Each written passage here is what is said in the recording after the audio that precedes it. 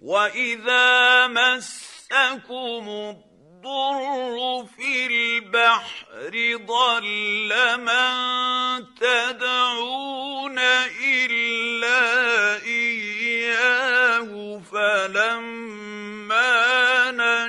نجاكم إلى البر أعرضتم وكان الإنسان كفورا أفأمنتم أن يخسف بكم جانب البر أو يرسل عليكم حاصبا ثم لا تجدوا لكم وكيلا أم أمنتم أن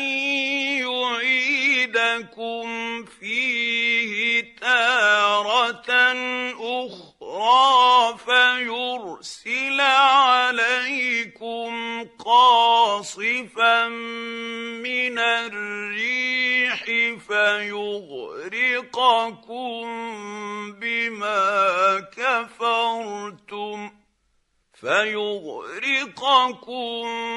بما كفرتم ثم لا تجدوا لكم علينا به تبيعا ولقد كرمنا بني آدم وحملناهم في البر والبحر ورزقناهم من الطيبات وفضلناهم على كثير ممن خلقنا تفضيلا يوم ندعو كل أناس بإمامهم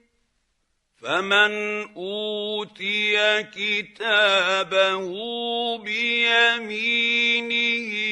فأولئك يقرؤون كتابهم ولا يظلمون فتيلا ومن كان في هذه أعمى فهو في الآخرة أعمى وأضل سبيلا وإن كادوا ليفتنونك عن الذي أوحينا إليك لتفتري علينا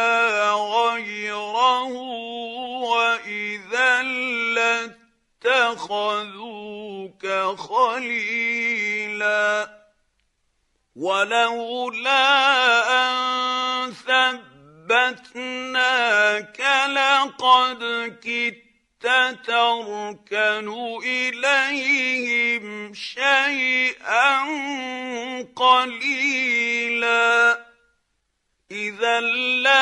لأذقناك ضعف الحياة وضعف الممات ثم لا تجد لك علينا